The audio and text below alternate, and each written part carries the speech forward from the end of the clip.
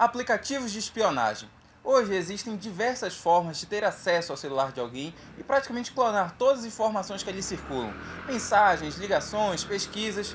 Isso pode parecer tentador para alguns que são atraídos pela ideia de controlar outra pessoa, mas isso é crime no Brasil, você sabia?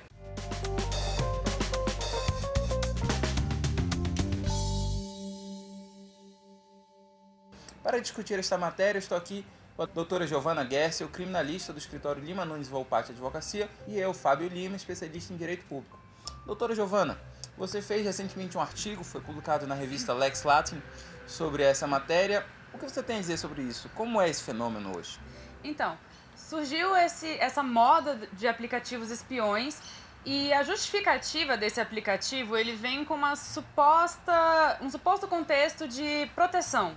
Então, na propaganda desses aplicativos, eles normalmente são direcionados a pais que querem tentar proteger os seus filhos menores de idade, então, de estarem envolvidos com drogas ou pedofilia. Então, ou mesmo sofrendo bullying, ou também vender para empresários, para que eles possam saber o que os funcionários estão acessando. Obviamente, não no dispositivo pessoal do funcionário, mas quando ele estiver utilizando, por exemplo, de computador ou celular da empresa. O problema é que a maior parte desses aplicativos, quando você vai entrar no site deles, eles têm uma proposta completamente diferente. Eles te ensinam a como hackear o telefone do seu marido sem que ele perceba. 3, 4 formas de hackear um Instagram de alguém. Então aí você já está deturpando completamente a utilização desse aplicativo, que é supostamente com esse contexto de você ter algum tipo de proteção sobre o seu filho ou sobre a sua empresa. E outro detalhe importante é que esses aplicativos espiões, eles são sempre escamoteados. Eles não ficam visíveis no aparelho no qual foram instalados. Diferente de algumas ferramentas legalizadas de controle de filhos ou de controle de funcionários, em que elas ficam latentes, elas ficam expostas, porque você tem a autorização expressa do usuário. O funcionário ele tem que saber que ele é vigiado, o filho ele tem que saber que ele é vigiado, porque mesmo a criança ela tem direitos fundamentais.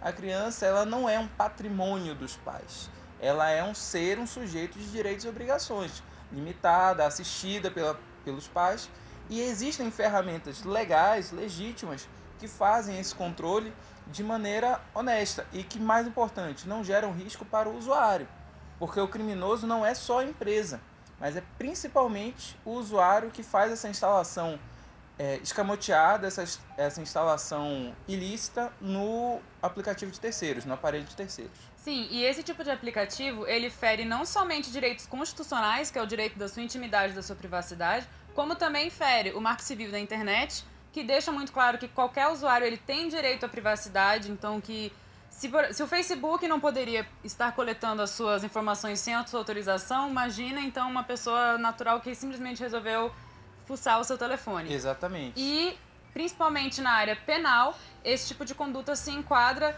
em invasão de dispositivo alheio, no artigo 154A do Código Penal, que foi, inclusive, incluído no Código por causa da Lei Carolina Dickmann. Certo. E a pena é de 3 meses a 1 ano de detenção, mais a multa, para quem invade dispositivo alheio sem autorização dessa pessoa para coletar algum tipo de informação. E o importante de ser um ilícito na esfera penal, para além da pena propriamente dita, de limitação de liberdade ou de direitos, é que ele atrai a competência da Polícia Civil para fazer essa investigação. E quando era um ilícito meramente civil, era muito difícil fazer as quebras de sigilo, usar as perícias da polícia e tudo mais. E com isso você pode se dirigir à Delegacia de Crimes Cibernéticos da sua cidade, ou mesmo na regional mais próxima de você, e fazer a denúncia quando se saiba a vítima. Importante destacar também um aspecto. O Código de Defesa do Consumidor, já em 1991, defendia que o consumidor tem que ser flagrantemente ciente daquilo que ele está consumindo, ele tem que ter ciência daquilo que ele consome e ele só pode consumir matéria lícita. No momento em que essa empresa vende um instrumento de crime para alguém e no momento que o usuário final dela, aquele que é espionado, não tem ciência do uso, ela já está agindo de maneira ilegal, ela já está ferindo o Código de Defesa do Consumidor, ela fere o Código Civil, que veda os contratos com objeto ilícito, ela fere a Constituição, quando defende a privacidade e os direitos do consumidor, ela fere o Marco Civil da internet, ela fere a Lei Geral de Proteção de Dados. Você pode se perguntar, e como é que ela continua existindo?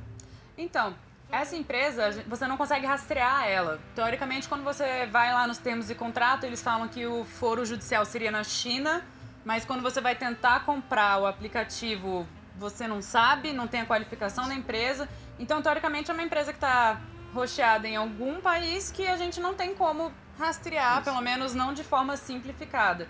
Então, quem vai acabar respondendo uma ação aqui no Brasil é quem utilizou, ou seja, quem consumiu esse aplicativo e não a própria empresa por si só. Sim. Agora, uma ideia que tem me surgido enquanto a gente faz essa análise é que é possível comprar, inclusive, por boleto bancário e cartão de crédito. Então, existe algum CNPJ que recebe esses valores, principalmente no boleto bancário. Existe algum CNPJ no Brasil que recebe esses valores, que tem um contrato com um terceiro que é o beneficiário. Poderiam as autoridades brasileiras, e nós vamos tomar medidas nesse sentido, as autoridades brasileiras ir atrás desse CNPJ que recebe os valores no Brasil e com quem ele tem esse contrato. Muito provavelmente é um laranja, muito provavelmente é alguém que está numa situação jurídica já complicada, às vezes já está com o nome sujo e não se importaria com isso. E cabe a gente lembrar também um diálogo com um vídeo que a gente fez aqui também da Vaza Jato. Porque e se o promotor ficar com receio de ser espionado?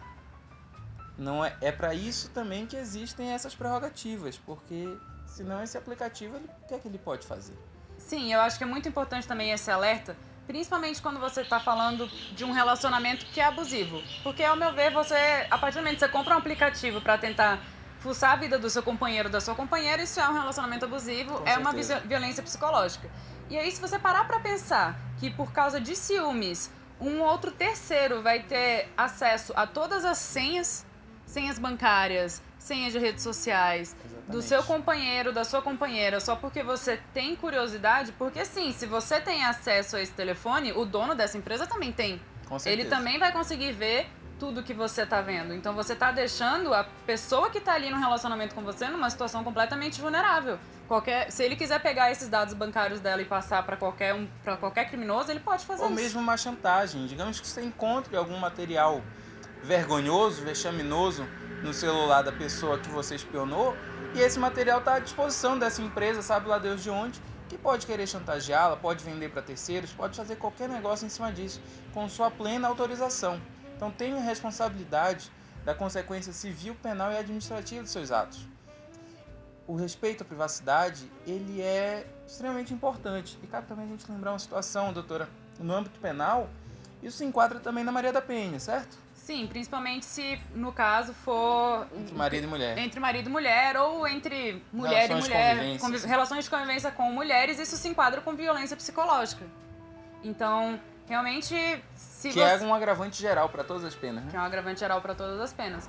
E é importante a gente ter isso em mente, de que se você teve seu dispositivo invadido, procure um advogado e tente obter as medidas legais para isso, porque além de ter a condenação na esfera penal, você também tem direito a pedir indenização por danos morais e talvez até danos materiais decorrentes se a pessoa conseguiu alguma coisa, conseguiu te causar um prejuízo material por conta das informações que ela conseguiu com a sua invasão. Existem mecanismos de perícia para verificar se o seu celular foi alvo desse aplicativo, mas também você sabendo que houve obtenção ilícita de informações, pode levar seu aparelho para a Polícia Civil, que no bojo do inquérito policial vai poder submetê-lo à perícia competente.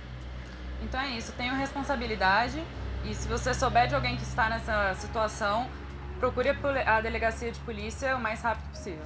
Uma natural observação, nós nos furtamos de falar o nome porque não vamos promover esse tipo de empresa, mas com certeza é fácil para qualquer um verificar do que nós estamos falando. Leiam também o artigo da doutora Giovana na lexlatin.com.br, a nova revista jurídica da América Latina que está chegando agora no Brasil. Um grande abraço a todos e até a próxima. Muito obrigada.